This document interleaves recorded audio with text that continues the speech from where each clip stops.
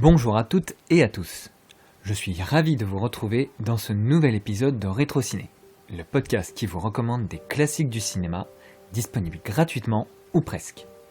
Pour m'accompagner dans cette nouvelle séance, je reçois un auditeur passionné de cinéma et d'histoire avec qui nous allons échanger et analyser une œuvre d'un des plus prolifiques réalisateurs français, dont le fil rouge de ses films est l'exploration profonde de la condition humaine, souvent avec un regard nuancé et sans concession, qui est la suite de ce film S'Exila.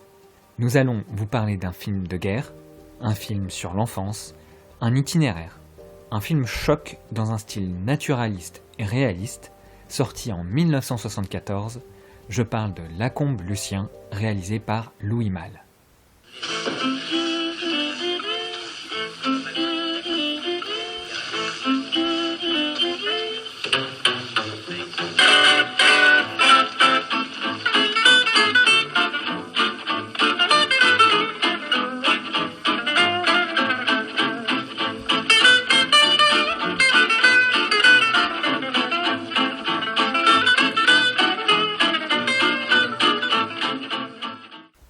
Louis Malle est un réalisateur français prolifique, dont la filmographie s'étend sur plus de 4 décennies, explorant une grande variété de genres et de thèmes.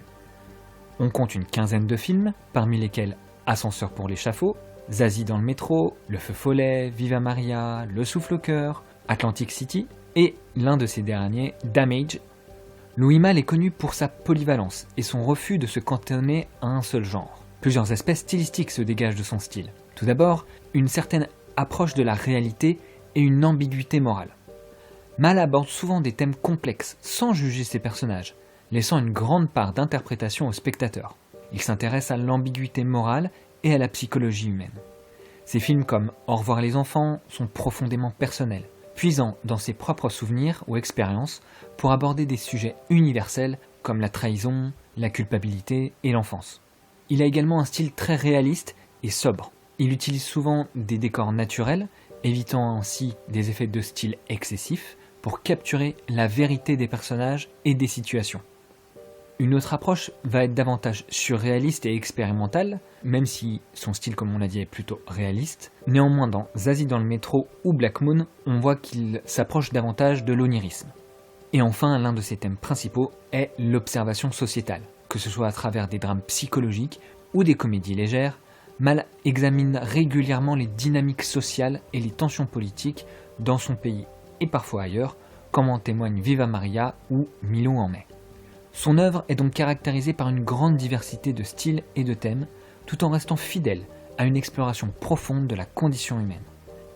Lacombe Lucien, joué par Pierre Blaise, un acteur méconnu et tristement décédé un an après la sortie du film, raconte l'histoire d'un jeune paysan de 17 ans en 1944, pendant l'occupation allemande.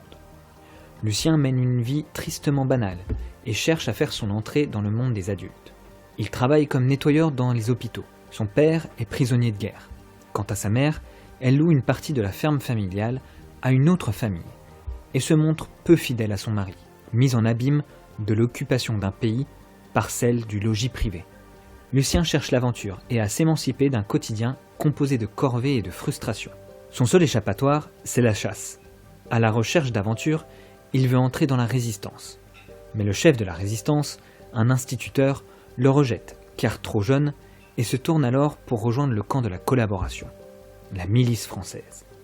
La collaboration le prend sous son aile. Fête, alcool et belle sape. On lui paye un beau costume d'adulte chez un tailleur juif, et il tombera amoureux de sa fille, France, un nom prédisposé.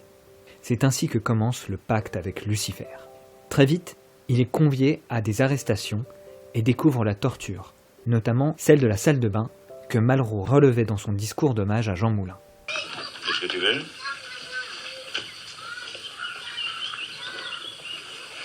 C'est pour vous.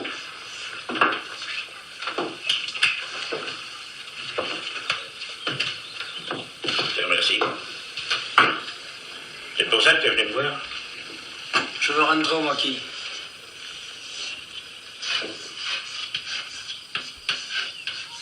Et en quoi ça me concerne? Ben, c'est vous qui décidez. Joseph me l'a dit.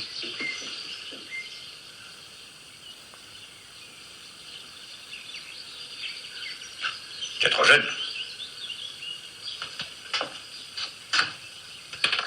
On a déjà bien assez de monde comme ça. Et puis c'est sérieux, le maquis, c'est pas du braconnage. C'est comme l'armée, tu comprends? Cette partie va contenir des spoilers. Nous vous invitons donc à d'abord regarder le film avant de revenir écouter l'épisode. Emma Vincent, bonjour et bienvenue dans le podcast Rétro Ciné. Bonjour Nicolas, merci de m'accueillir. Content de t'avoir avec moi, car en plus c'est toi qui es venu avec cette proposition de parler de Lacombe Lucien. J'ai une première question, toute simple. Comment tu as découvert ce film ? Alors la première fois que j'ai entendu parler du film, c'était en classe préparatoire. J'avais un professeur d'histoire qui aimait beaucoup illustrer les grandes époques de l'histoire de France à travers des films. Et on pouvait trouver dans son répertoire aussi bien des films comme Monsieur Batignolles que Lacombe Lucien. Il avait toutefois une fâcheuse tendance à un petit peu spolier les fins, mais ça m'a pas empêché de m'intéresser à ce film. Ok. Et alors, qu'est-ce qui t'a attiré ? Pourquoi tu avais envie de parler de ce film en particulier ? Est-ce que c'est son contexte ? Oui, c'est son contexte. D'abord, le XXe siècle en Europe, c'est celui du positivisme, de l'abandon des religions traditionnelles, et il a donné lieu quand même au totalitarisme. Et c'était notamment Hannah Arendt qui avait démontré comment ces totalitarismes ont servi de substitution aux religions traditionnelles. Moi, mon opinion, c'est que cet état d'esprit a donné lieu, si vous voulez, à des êtres qui vivaient constamment sous une forme d'illusion perpétuelle. Et c'était le cas notamment pendant la Seconde Guerre mondiale, mais aussi après la Seconde Guerre mondiale. Oui, parce que la thématique du film principal, la principale thématique du film, ça va justement être ce rapport entre quel camp rejoindre pendant la Seconde Guerre mondiale. C'est en effet la thématique centrale du film. Et ce qui est assez intéressant, si vous voulez, c'est que dans ce film, en fin de compte, on nous montre une histoire totalement banale autour d'un personnage assez banal pour cette époque et qui finit par sombrer comme criminel de guerre. Et c'est assez audacieux, si vous voulez, de pouvoir faire cela dans les années 70, qui est quand même une époque où les gens vivent dans l'illusion totale comme quoi la France a été soit collaborationniste, soit résistante, et qu'il n'y avait pas d'entre deux. Donc, pas de zone grise finalement, et que les Français, quelque part, se battaient pour une idéologie, qu'ils avaient forcément dans leur esprit un camp. Tout à fait. Et là, on a des personnages qui sont libres de toute idéologie, en fin de compte. Par exemple, Lacombe Lucien ne sait pas ce que c'est qu'un franc-maçon, mais on lui explique que ce sont des gens à tuer, à écarter, qui sont responsables de tous les problèmes de la France. Et ce que je trouve assez intéressant aussi, et je rebondis un petit peu là-dessus, c'est qu'avant la guerre, le cinéma jouait déjà un rôle de propagande assez intéressant. On avait eu 2 films qui étaient sortis à ce moment-là, qui s'appelaient Unité française et Sommes-nous défendus. Ils ont reçu à cette époque l'équivalent des Césars, des Oscars, et c'était des films qui nous présentaient la France comme étant forte, comme jamais on arriverait à la faire plier ou autre. Et 1 mois plus tard, on a l'occupation. On parle du personnage principal, Lacombe Lucien, qui représente justement, c'est un peu une métaphore de tous les Français qui se sont retrouvés pris dans éventuellement les choix de rejoindre la résistance ou le collaborationnisme, ou de rester neutre. La manière dont je perçois le personnage principal, la manière dont il est introduit, pour moi, et je trouve que ça n'a pas été souvent mis en avant dans les critiques du film. On dit souvent que le personnage est complètement neutre, et effectivement il est sans idéologie, et du coup ça lui permet de passer d'un camp à l'autre sans trop se poser de questions. Pour autant, l'introduction avec le fait qu'il va s'armer, avec un lance-pierre tout d'abord, pour tuer un oiseau innocent qui fait que chantonner par la fenêtre, est-ce que, quelque part, Louis Malle donne pas peut-être un indice sur qui il est aussi ? C'est quelqu'un qui cherche un peu l'aventure et qui a peut-être un instinct un petit peu violent. Tout à fait.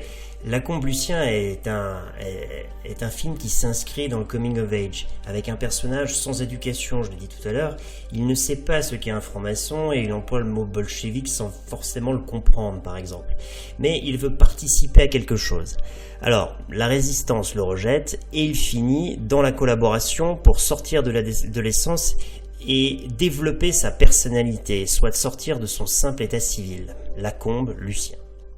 Voilà, en tout cas, ce qui est sûr, c'est que le film nous montre que c'est un concours de circonstances. D'abord, un refus de la part du résistant, du professeur, parce que Lucien est trop jeune, selon lui. Et c'est en littéralement ouvrant une porte qu'il va rencontrer les collaborationnistes. Qu'est-ce qu'elle nous dit, cette image ? Donc, ce qui est assez intéressant, c'est que il ne choisit pas véritablement la collaboration, finalement. La résistance le rejette, mais on sent qu'il s'est approché des résistances sans forcément savoir ce que c'était que la résistance. Il se retrouve dans la collaboration pour des raisons assez bassement matérialistes. C'est un soir, là il fait nuit, il voit une magnifique maison de maître avec une belle lumière. Il entre, il pousse la porte. On l'accueille, on lui propose de l'alcool, on lui propose de faire un petit peu la fête, on lui présente une actrice, ensuite on va lui offrir un costume, et c'est assez intéressant parce qu'à cette époque, se faire tailler un beau costume, c'est un passage obligé dans la vie d'un jeune homme, et c'est comme ça qu'il va devenir un homme. Et aussi, ce qu'il faut préciser, c'est que celui qui va lui tailler le costume, c'est un tailleur juif, et en plus, il a une fille. Tout à fait. Et cette fille, ils vont en tomber amoureux. Et là, on a, si tu veux, une succession de paradoxes, puisqu'on a une fille juive qui tombe amoureuse, si on veut, de ce garçon, qui est quand même assez violent, on l'a dit tout à l'heure, et il va réussir quand même à sacrément manipuler son entourage, jusqu'au moment où même son propre père, son propre éventuel beau-père, si on veut, lui dit « C'est curieux, je n'arrive pas tout à fait à vous détester ». Et je précise que je crois que cette phrase, elle en dit long sur la plupart de ceux qui pouvaient se retrouver collaborateurs, en définitive. Oui, parce que au-delà du choix pseudo-idéologique, dans son cas, qui est fait, il n'en reste pas moins un bon garçon dans le sens où il a l'air de sincèrement aimer cette fille.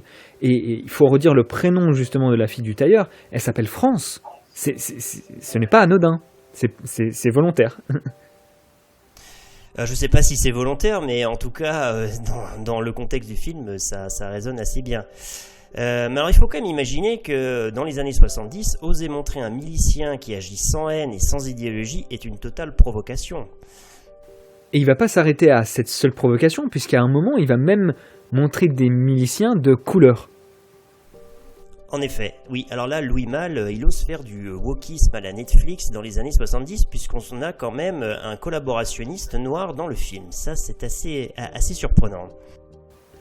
Pourquoi il a fait ça ?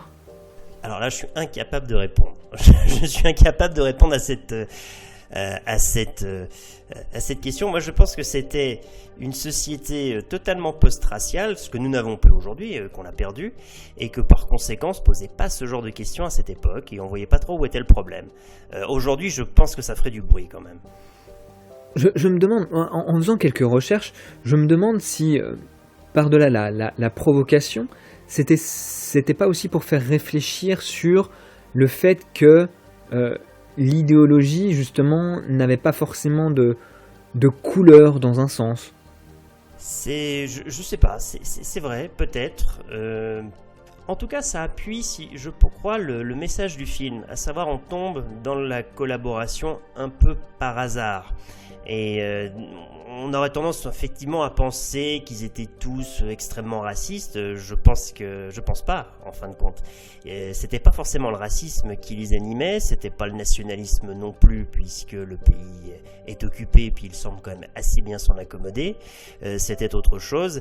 Et ça, faire passer ce message-là à cette époque en disant écoutez, les pires criminels de guerre ne sont pas forcément animés par ce que vous croyez, À cette époque, ça peut choquer. Et j'écoutais l'autre jour un influenceur qui se fait appeler La Cartouche et il disait l'idéologie est un peu à l'idée ce que McDo est à la gastronomie. Ça se mange plus vite et ça coûte moins cher.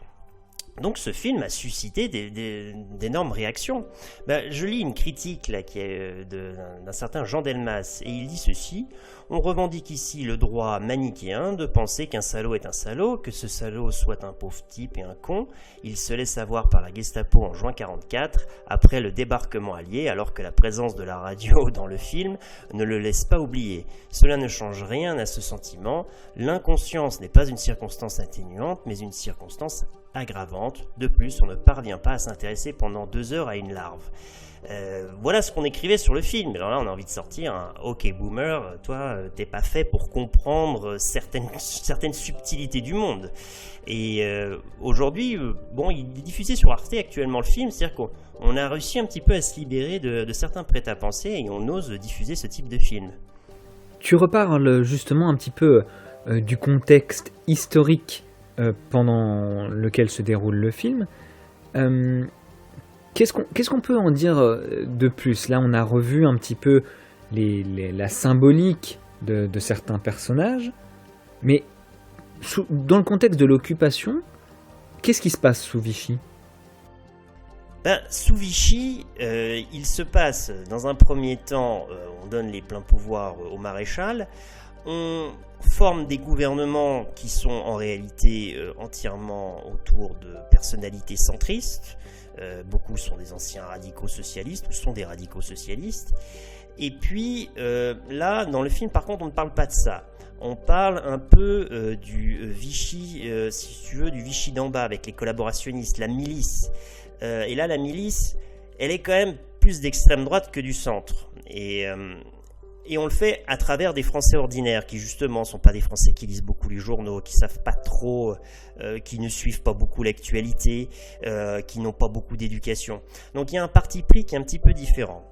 Maintenant, il y a quelque chose qu'il faut quand même qu'on trouve dans le film, que je trouve très intéressant, c'est que comme on a une France finalement populaire, une France de la province, il faut pas oublier qu'à cette époque, le média, le grand média de masse, c'est pas encore tout à fait la télévision, mais c'est le cinéma et la radio.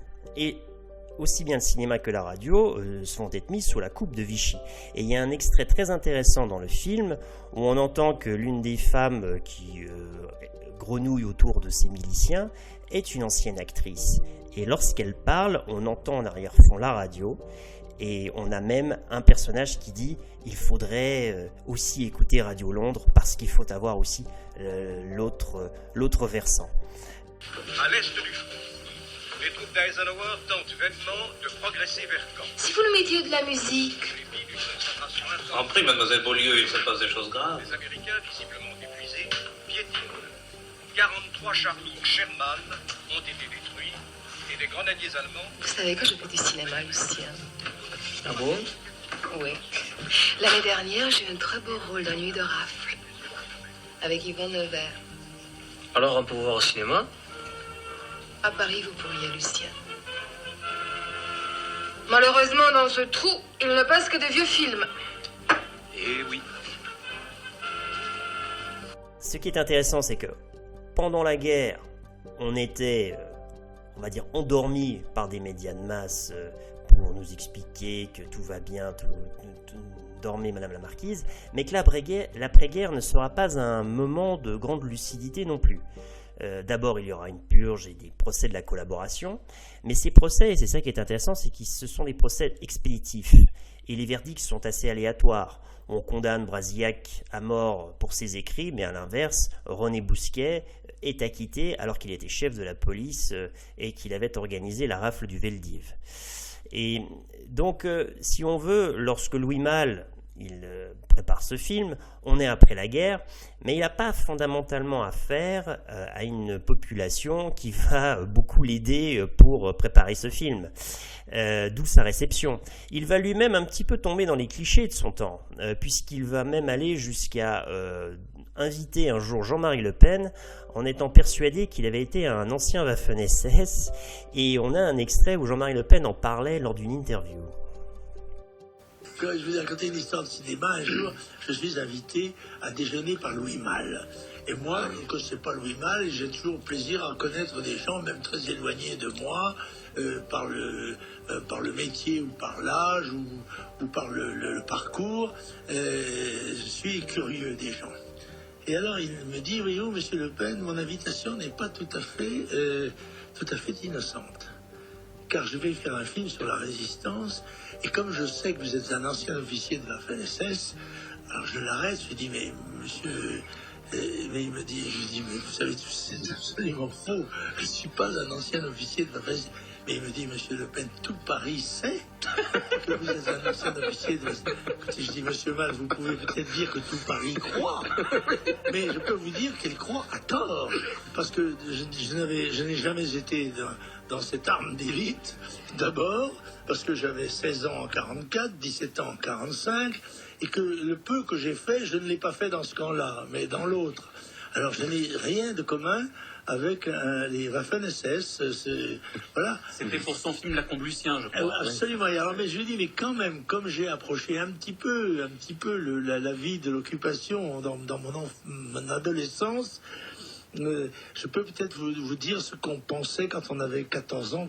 Voilà ce que disait le Marilyn Manson de la République à propos de Louis Malle lorsqu'il l'avait approché pour lui présenter La Comblucien. Pourquoi tu penses qu'aujourd'hui, il serait intéressant de reparler de ce film et que les générations d'aujourd'hui le voient ? Pourquoi est-ce que c'est intéressant ? Je ne sais pas si les générations d'aujourd'hui, fondamentalement, se passionnent véritablement pour cette période.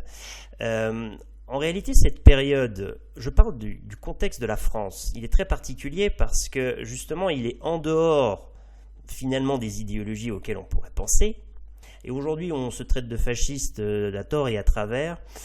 Peut-être qu'on devrait voir un petit peu un film sur cette période qui était quand même dominée par ces idéologies-là, mais où les pires crimes, finalement, sont commis par des gens qui ne savent même pas ce que c'est que le mot. Et ça, je pense que c'est intéressant, parce que si on doit prévenir les horreurs de demain, il ne faut pas oublier qu'elles vont pas... Je pense qu'elles ne vont pas se passer de la même manière.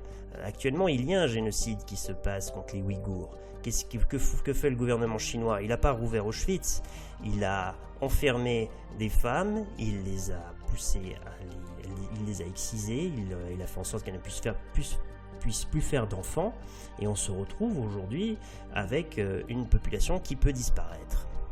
Après ces procès, dans les médias et chez les Français en général, il s'ensuit une atmosphère digne de l'enfance d'Harry Potter. Les collabos sont des tu sais qui et par extension un je ne veux pas trop savoir quoi dont les médias sont les relais. Le nouveau média de masse est la télévision dominée par l'État, dirigée par la figure résistante du général de Gaulle dès 1958, qui a été l'homme du 18 juin, et les JT étaient validés par le ministère de l'Information. Quant à la presse écrite, elle est dominée par les communistes, le parti des 75 000 fusillés. On se satisfait du mythe d'une France entièrement résistante. Et c'est dans ce contexte-là qu'arrive Louis Malle avec La Comblucien. D'ailleurs, il y a également un extrait de Mitterrand, un extrait de télé, où justement il y a ce sous-entendu que la France n'aurait pas été entièrement résistante, que toute la France n'a pas été entièrement résistante. Disons que Mitterrand n'a jamais reconnu les crimes de Vichy, mais néanmoins, quand on lui pose la question, il reste assez lucide. Grâce aux historiens américains comme Paxton depuis quelques années, des livres passionnants qu'on avait interrogés récemment à la télé, et tant d'historiens français, il n'y a plus de censure pratiquement autour de cette période de notre histoire. Vous avez été témoin, vous avez été acteur. Il n'y a pas de censure, en tout cas, depuis les bientôt 14 ans que je suis là. Oui, mais le mouvement avait commencé, je veux dire, avant, parce qu'il y a des historiens qui ont voulu voir tel ou tel aspect. Ça a été assez longtemps difficile parce qu'un des premiers éléments de la législation de l'après-guerre, c'était d'interdire d'évoquer un certain nombre de faits pendant 30 ans. Vous imaginez, c'était pas tenable pour les historiens. Vous voulez dire que c'est à cause de ça qu'en dehors de quelques exceptions grandioses, on a tous cru que nous étions 45 millions de résistants? Oh, je pourrais faire comme vous et sourire. Mais les vrais résistants, eux, savent très bien à quoi s'en tenir. C'est-à-dire? Ils se reconnaîtront dans ce que je viens de déclarer. Au bout du compte, quel est votre propre jugement sur le régime de Vichy? Est-ce qu'il y a des choses qui sont aujourd'hui, pour vous, condamnables, et je veux dire, irréparables? Mais écoutez, ça fait combien de fois que je le dis? La première chose condamnable pour Vichy, c'est d'avoir tiré un trait sur la République, qui était un acte vraiment intolérable. Alors, pour reparler du personnage principal, voilà, on l'a dit, il commence par s'armer avec un lance-pierre, après il va passer au pistolet, avec lequel il va menacer le tailleur juif, et ensuite il va même terminer avec une espèce de sulfateuse, une mitraillette, vers la fin du film. À chaque fois, il y a également des scènes où il se met en mode chasseur, comme un jeu. Voilà, il tue l'oiseau au lance-pierre, et avec la sulfateuse, il essaye de tirer sur un lapin. Au milieu du film, toujours, il va dépecer... non, on ne dit pas dépecer, déplumer un poulet. Qu'est-ce que ça veut dire, ces petites scènes très courtes, où justement, il y a l'utilisation d'armes et d'animaux? Est-ce qu'il y a un parallèle à faire avec d'autres personnages? Alors, avec d'autres personnages du film, non. Moi, je pense que, comme j'ai dit, le film est dans le coming of age. Donc, on a un personnage, effectivement, qui a une violence en lui, mais qui, au fond, est une violence assez normale chez un jeune homme qui se trouve dans un milieu rural à cette époque. Chasser, ça fait un peu partie des mœurs. On fait beaucoup avec ce que la nature nous donne. Donc, il y a le potager, mais il y a aussi la chasse. Ce sont des rituels de passage à l'âge adulte assez classiques. Et donc, certes, c'est une violence. Alors, puisqu'il va devenir petit à petit un criminel, on pourrait penser que c'est très lié, mais moi je pense pas. Je pense tout simplement que c'est un garçon qui se cherche et qui essaye de devenir quelqu'un, de sortir de son simple état civil. Oui, et en plus on sent quand même que c'est un jeu un petit peu, ce jeu de chasseur. C'est un jeu. C'est un jeu pour lui, et le problème c'est qu'il va très froidement jouer à la même chose avec des êtres humains. Il va commencer à faire chanter un petit peu son entourage, notamment la famille de sa petite amie. Maintenant, le paradoxe du personnage, c'est que le même personnage va envoyer à une mort certaine, notamment le père de sa petite amie, mais à l'inverse, il va sauver sa petite amie et leur bonne. Alors, on le sait, hein, Louis Malle, justement, il aime jouer avec justement ces questions sur la psyché humaine. Qu'est-ce qu'il essaye de nous dire à travers ce personnage de Lacombe Lucien ?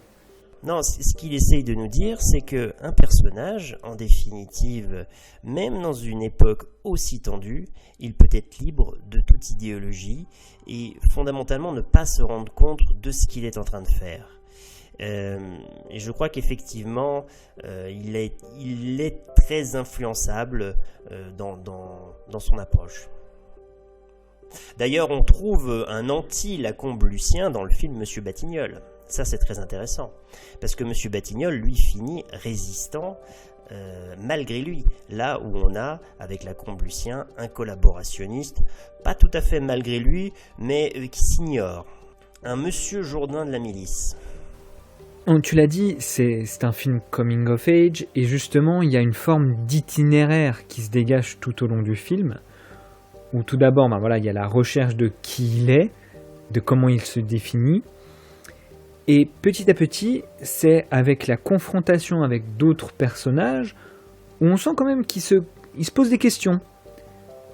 Et à certains moments, il va faire des choix aussi, des choix symboliques. Les collabos lui font croire que, effectivement, les Juifs sont un ennemi intérieur, et au moment où il pourrait dénoncer son beau-père, finalement il va essayer quand même de le défendre, de le protéger en le sortant du bar. Qu'est-ce qui se passe? Est-ce qu'il le fait par amour pour la fille du tailleur? Est-ce qu'il le fait parce que justement il réalise qu'il y a quand même un bien et un mal? On a l'impression qu'il est un petit peu dépourvu aussi de ces nuances de bien et de mal. C'est-à-dire qu'on rebondit sur ce que dit le père de sa petite amie, donc France. Au moment, il dit à Lucien, c'est curieux, je n'arrive pas tout à fait à vous détester. Et je crois que le personnage, est pris, je crois qu'il est plus dans la volonté de puissance que dans la volonté de destruction. C'est-à-dire, il aime faire chanter son beau-père, il aime l'emploi des armes, il aime le manipuler, puis en même temps, il est amoureux de cette fille. Donc, il joue avec ça, mais il ne sait pas avec quoi il joue. Je pense qu'il est comme un chat qui fait souffrir une petite souris et il ne se rend pas compte de ce sur quoi il est en train de mettre le doigt. Donc oui, il peut sauver des gens et il en sauve. Se sauvera-t-il lui-même? Ça, il faut voir le film. Mais il ne sauve ni il ne tue parce que il se croit à un moment ou un autre dans le camp du bien. C'est assez intéressant, le film La liste de Schindler, on met du temps à trouver le personnage, à avoir de la sympathie pour le personnage, pour le grand héros qu'il a été. Avec la combe Lucien, jamais. À aucun moment, on se dit, tiens, il est dans le camp du bien. Non, c'est juste, on ne le trouve pas totalement détestable et ça s'arrête là. Oui, il y a un élément à titre personnel qui me fait pas apprécier le personnage, mais en tout cas, j'ai le sentiment de le comprendre. On l'a dit, il vient déjà de la ruralité, il est peu éduqué, et c'est aussi un bien, car quelque part, notamment lorsqu'il est confronté à l'argent, alors oui, il est intéressé par le pouvoir qui lui est donné par les collabos, et on l'habille bien. Pour autant, quand on lui remet de l'argent, c'est pas quelque chose qui est gravé en lui. Il n'a pas la notion de ce que représente l'argent. D'ailleurs, il compte jamais. À chaque fois, il prend des liasses de billets pour en donner à sa mère, pour en distribuer, même à son beau-père, le poser sur la table de la grand-mère, aussi dans l'appartement du tailleur juif. Et à la fin, tu emploies le mot « il joue ». Voilà, ce verbe « jouer », vraiment, c'est un enfant.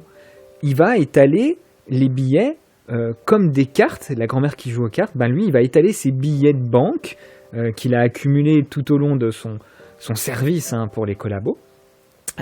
Et il regarde ça comme si c'était des cartes de collection. Donc j'aime ce côté très naturaliste aussi. Il est éloigné sur la fin du film de tout ce qui est bien matériel, et il retourne vers la nature. Ça, la nature, c'est quand même aussi très présent dans le film. Comment tu vois, toi, de ton côté, quelle est l'interprétation que tu fais de ce fil continu, ce fil rouge naturel derrière le film ? Alors, c'est-à-dire qu'effectivement, il joue avec de l'argent un peu comme quand on joue au solitaire aux cartes. Ça, c'est assez intéressant, ce qui démontre bien que quand il n'a pas d'empathie, finalement, c'est qu'il a de la peine, effectivement.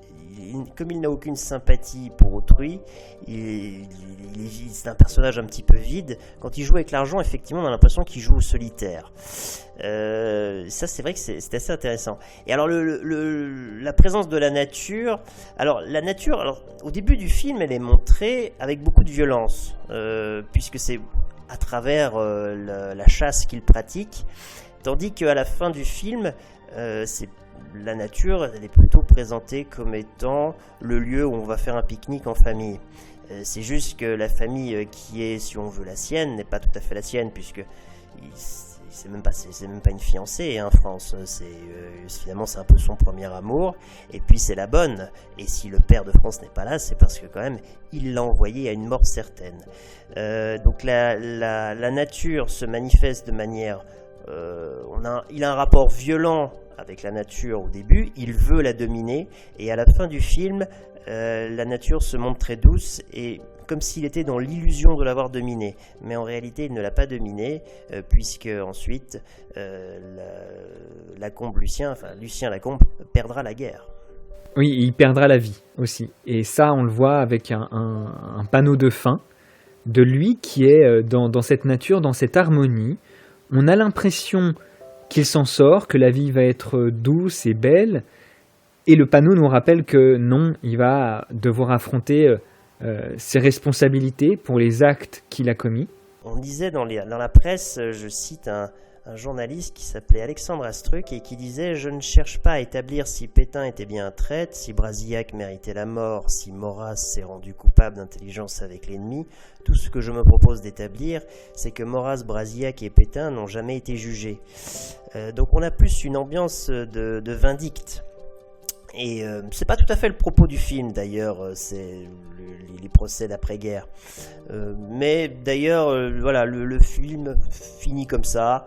L'a-t-on vraiment jugé? Non, il s'est fait tuer. Et il finit finalement comme un simple soldat, mort au combat et dans le mauvais camp. Une dernière question, Vincent, pour terminer notre entretien. Qu'est-ce que tu dirais à quelqu'un qui hésite justement à voir ce film? Pourquoi il devrait le voir? Écoute, j'ai un ami qui me dit qu'il ne regarde aucun film sur la Seconde Guerre mondiale parce qu'il en a assez d'avoir toujours la même vision des choses, toujours le même point de vue, toujours les mêmes histoires qui sont ressassées. Eh bien moi je crois que ce film, il propose un autre point de vue, celui de l'ordinaire des Français de cette époque. Voilà pourquoi je pense qu'il faut voir ce film.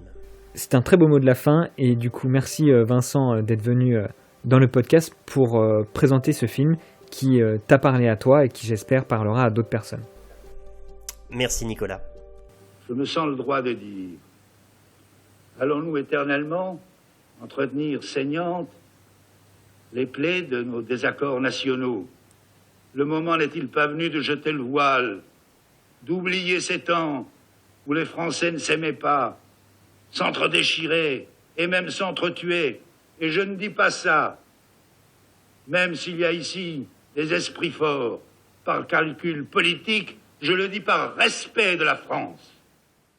Cette nouvelle séance de rétro-ciné baisse le rideau.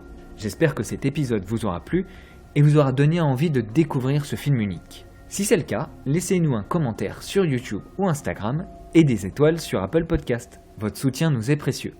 Comme d'habitude, je vous laisse le lien vers le film en description et je vous souhaite une bonne séance en attendant de vous retrouver prochainement dans une nouvelle séance de Rétro Ciné.